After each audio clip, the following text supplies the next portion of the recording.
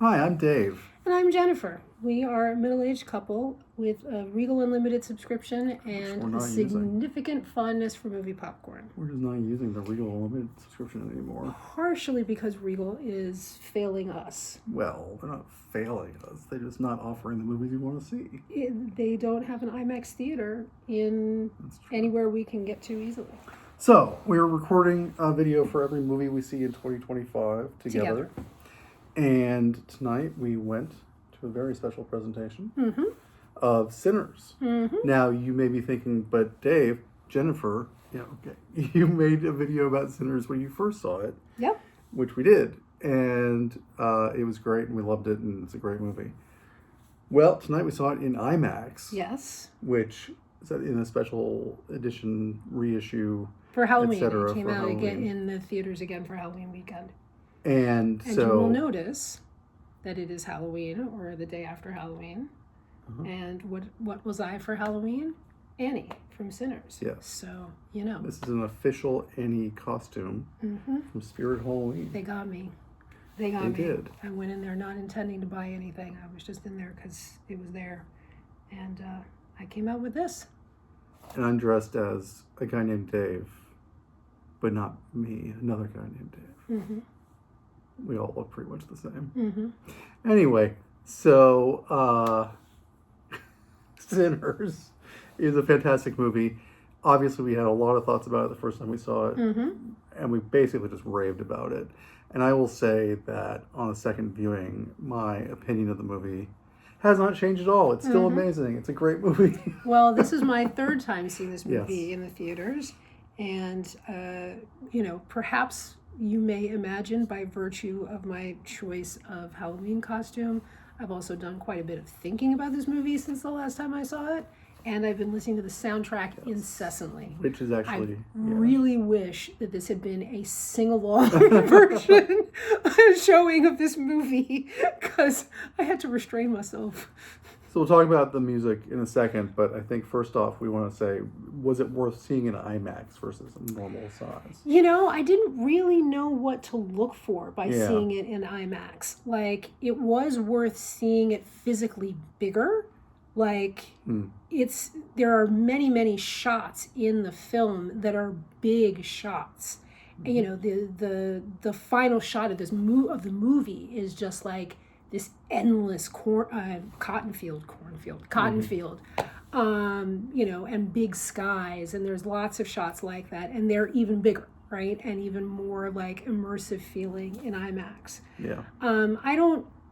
I don't know that I saw much else than that was visually different, but I also, I don't know. Like, I didn't get the visual element of it.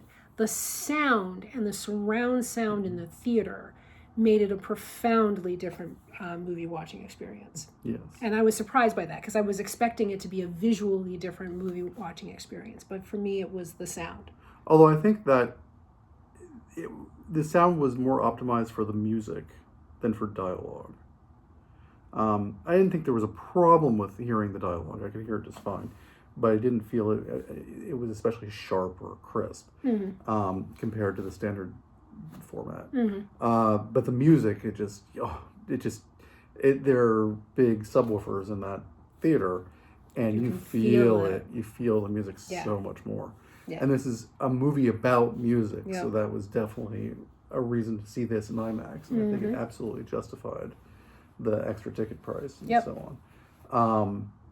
I will say that it looked a little bit darker. The projection was a little bit darker than I remembered. Maybe than you remembered. What I was hoping was that by seeing it on this bigger screen, the parts that I felt like were too dark the first time, that's why they were too dark. No, they were just too dark. Yeah. You and I have talked, not on video, but in person many times about this idea that it's very difficult for most cinematographers to shoot black people on film without making their faces too dark. And the white people look perfectly well lit.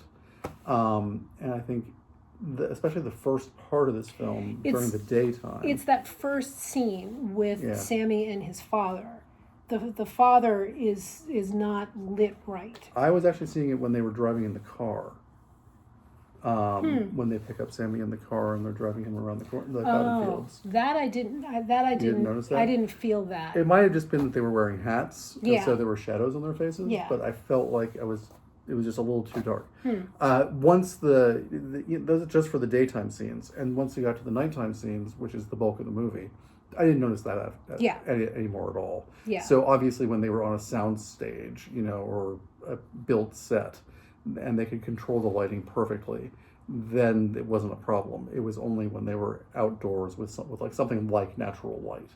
Yeah, but I mean, they're controlling the light very much in those situations as well. Yeah, the car scene didn't hit me, the first car scene. But yeah, the father in the church, in that scene where all the parishioners are in the church, is not too right. Okay. Yes, I keep shifting and moving around, so she's going to put a pillow behind me so I sit up straight. I have terrible posture. You have a snake back. I do have a snake back. Yeah, you can just move whatever way you want. So, Sinners. So, yes, the music. And like we said, the music was especially good with this big subwoofer sound system. And what did you notice different about the music this time? So, okay. You would think I could just say it, but my brain is like a sieve. So there's the sequence where, the I Lied to You sequence, that is the song with the people from the past and people from the future and stuff. Like, there's a whole like underbeat in that song and a crescendo that's happening in that song that you can hear, but I felt like I could feel.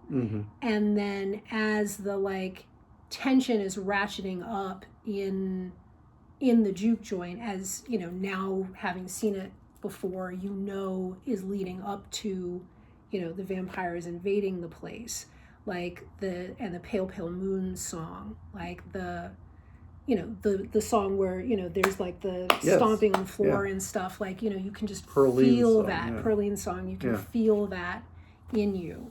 And then there's another song that doesn't have lyrics that's playing kind of in between those pieces, that also has a whole lot of a feeling to it, and you can just kind of feel the tension happening in you as things are like unraveling, like. Yeah.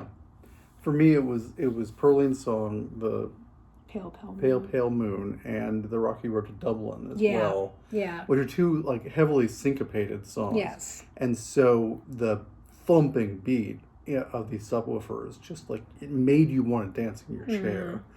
In a way I don't feel normally in a movie theater. Exactly. Right? And we were like tapping our legs and bopping with each other and the whole thing through these two songs, and it was just like magical. It was great. Because you really felt like this is why people came to this juke. Yep. Even though the Sammy's song where he's summoning the spirits of the past and the future is the centerpiece of the movie. Yeah. I felt like Perline's song it conveyed to me the power of having this place for their own. Yeah. And the importance of the juke. For it's these people. It's more of like it's a sexy song, but then it's also like has this dance beat to it. Like you could see people dancing to it. Where the I Lied to You song is a great song, but it's not a song I would ever imagine anyone dancing to. But I could see you dancing down the house. And jumping down the house to the Pale Pale Moon song. And that's what I imagine a juke joint in the 30s in the cotton fields in Mississippi to be. Something where it like, we're shaking the walls with the dancing. Yeah. And I remember the first time seeing this, I remember thinking, the music is just everywhere in this film. It's just like a constant part of the film. It's the backdrop of the film. And this time, like, I felt like each individual song or piece of music had its own purpose. Not even so simple as like setting the mood, although I think that there's a great tone to Pale Pale Moon that well, it does feel like very exciting and fun and dancy, also feels just a tiny bit threatening. Oh yes, absolutely. is They're like, kicking the shit out of somebody at the same time. yeah, and Right? it's this, Like to the same rhythm. It's this absolute like foreshadowing that, oh shit is about to get real, and it does almost immediatly afterwards. It's a hell of a movie. It's a hell of a movie. Is. Oh my god! Hell of And a I was movie. so much more moved by it this time because I was the first time I was trying to follow the plot, which is the movie does not spoon feed you this plot. Nope. I mean, yeah, it's vampires, okay, but like what Smoke and Stack are trying to do, how they have accomplished that, where they got the money for all this, how they're trying desperately to find a way to keep that money moving, and profiting off of this juke when it's obvious that they can't, and the world is not going to let them anyway. So having a better grasp on the white world is not going to let them anyway. Sure. Yeah. But also the black world, like the sharecroppers coming in to dance at this place are giving them company script.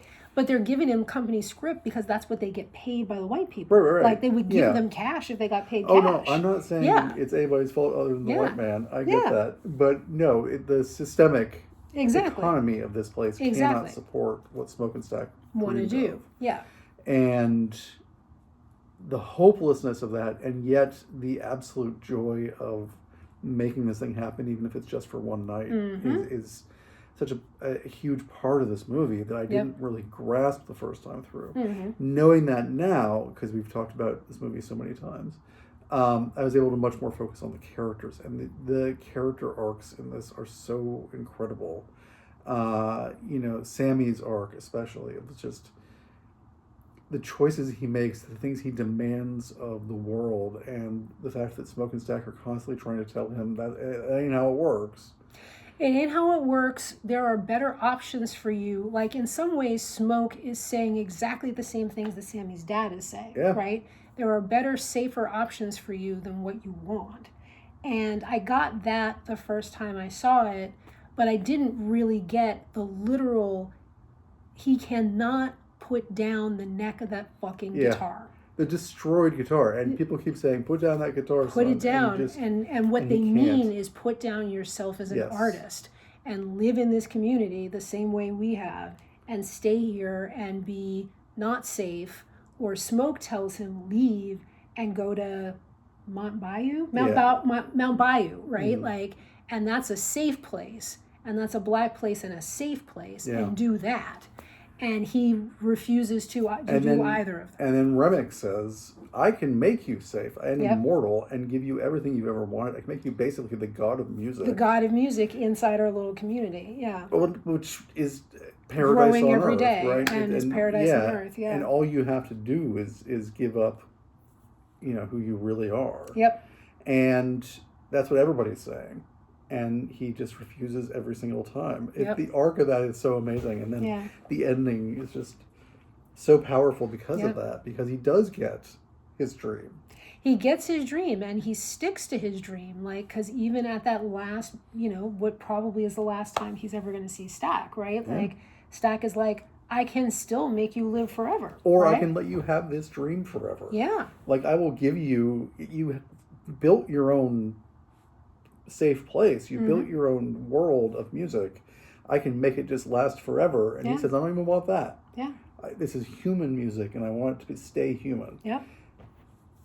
It's the real. Stay the real. Movie. It's a great movie. Yep. And Smoke and Stack, and like they're building this thing together, and they kept each other safe through World War I, through Gangland Chicago, Al Capone, everything else, and racism, and so on. And this one thing takes them apart, and in the end, they are fighting each other. They're fist fighting each other for a good long part of the movie. Who's the one that invites that in? Mary. Yeah. Yeah. Yeah. Yes.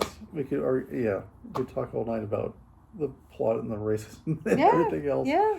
No, the one who invites them in though is what's her name? The grocer. Lisa. Right? Yeah. I think that's right. No, Lisa's the daughter. Is Lisa the daughter? Grace is the mom. Grace is the mom. Yeah. She's the one who invites them in. She invites them in at the very end, but Stack is already dead by that point. Mary is the one who goes out to talk to the vampires. Yes. And then, Cornbread lets her back in. Yeah. And that's what starts the whole process. Yeah. But then Grace is the one who says, you know what? Who literally says, come in. We cannot keep pretending like this is going to work. Right. We just have to fight them. it out. And also, I think it's to save Lisa. Yes. That's what she wants to do. And so she's because willing Remick to explicitly let all of says, them die to save Lisa. Mm-hmm. Yeah. Which in that calculation was the correct calculation.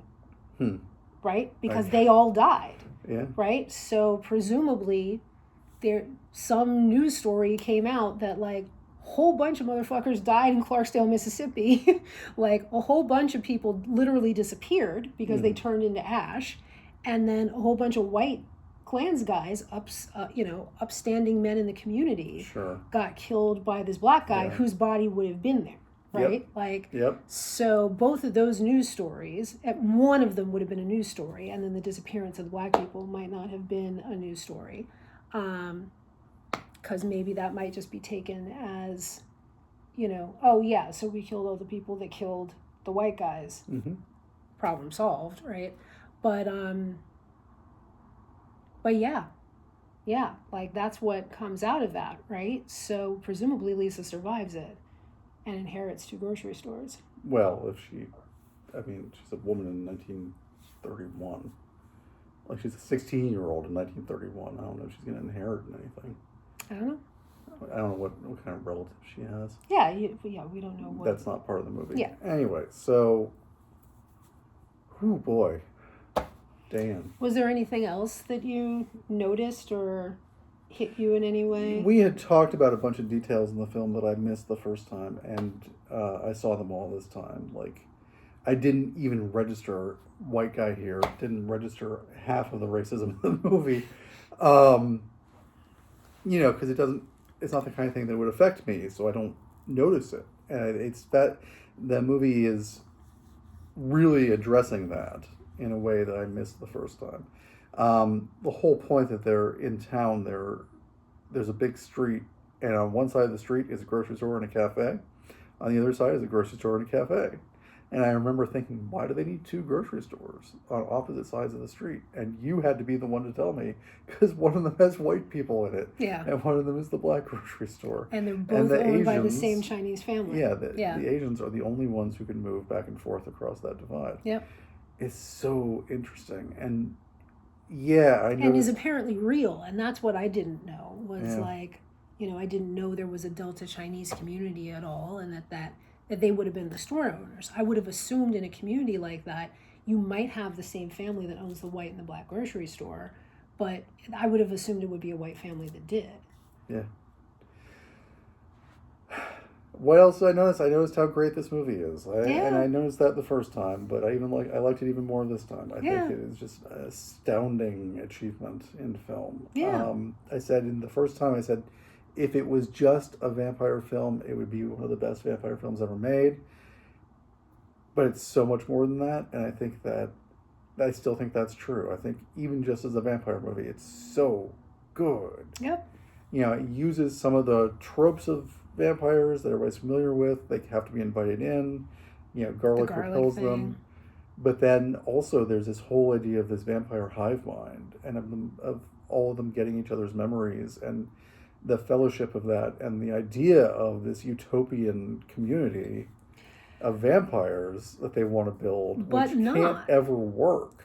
Which mirrors the fact that Smoke and Stack want to build this utopian black community in Clarksdale that will never work.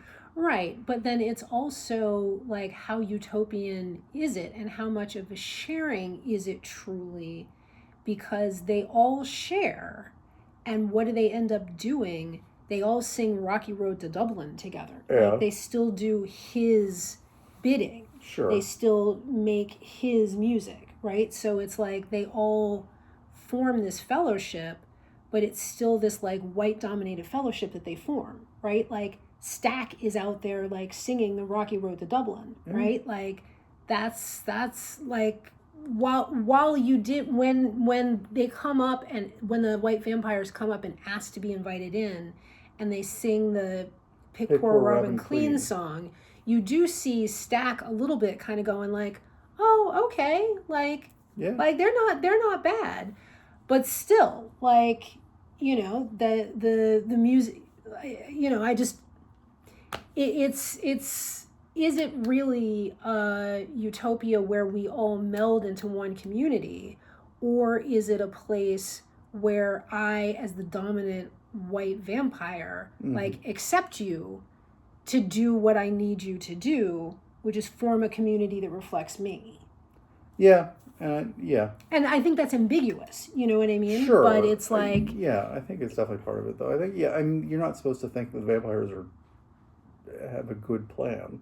It's not a good plan, but, like, you also, like, get the seductiveness of, like, of community, right? Like, and of it, like, not... Like, they're not being threats, right? Like, I'm not worried about anything except the sun, like, not like the sun's a small thing, but, like... I don't have to be worried about Jim Crow when we're all enslaved together, enslaved to this vampire together, right? Like, it's all one big thing. And, and the sense that he understands oppression by being, probably 1,000 years old, right? Like, how long has Christianity come to Ireland? I don't remember. Yeah, he remembers Christianity coming to Ireland. Yeah, so he is quite old and understands...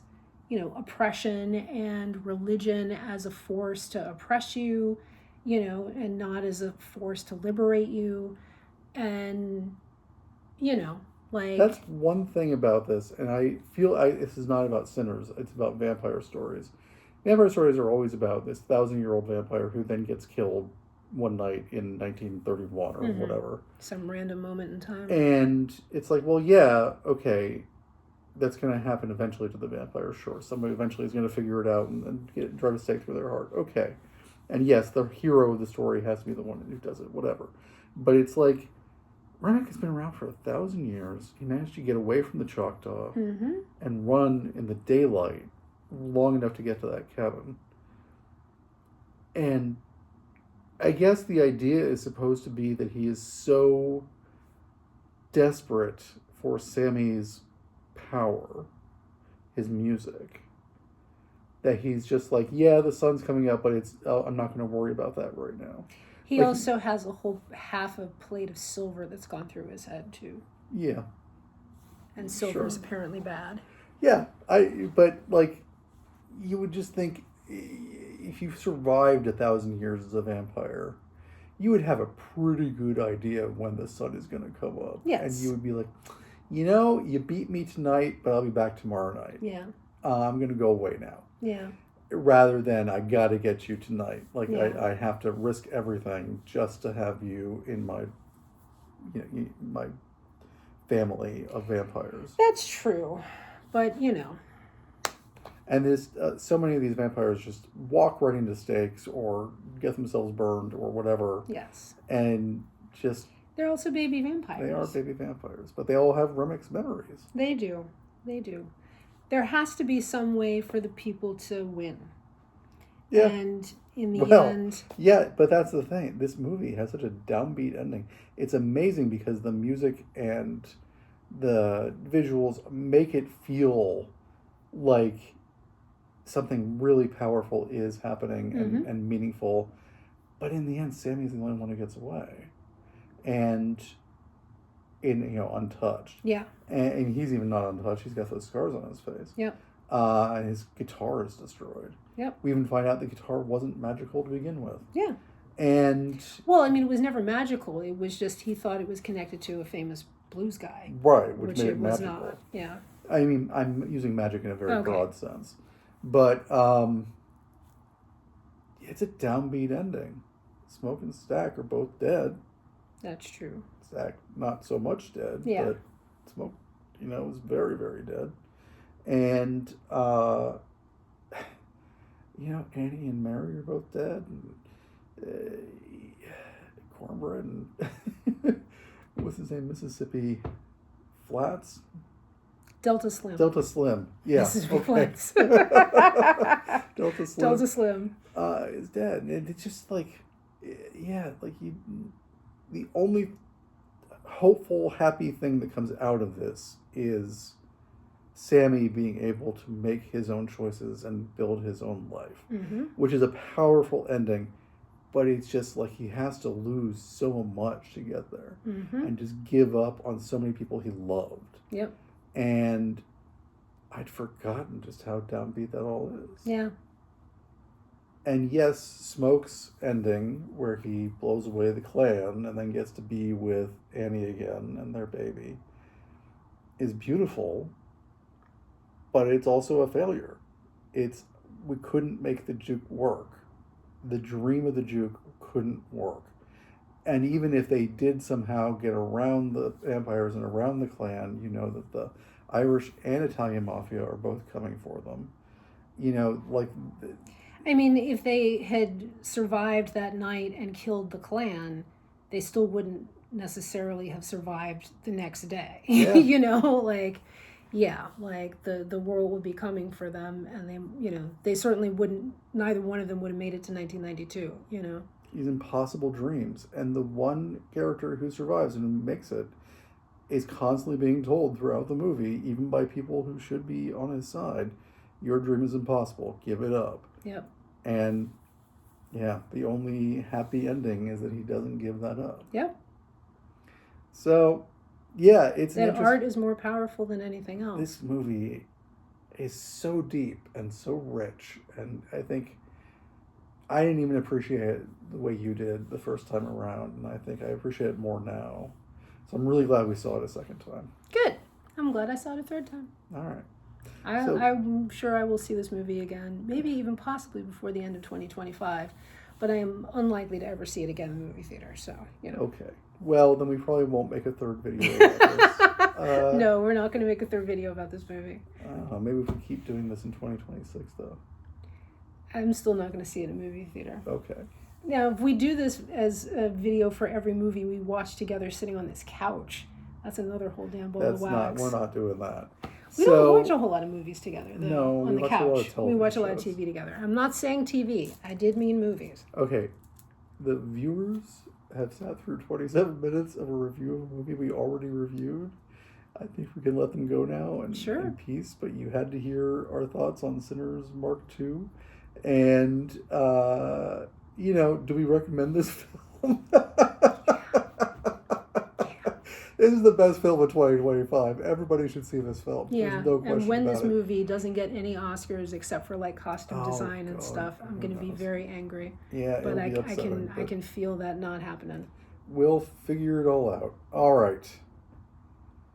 Thanks, everybody, and we'll see you next time. Bye.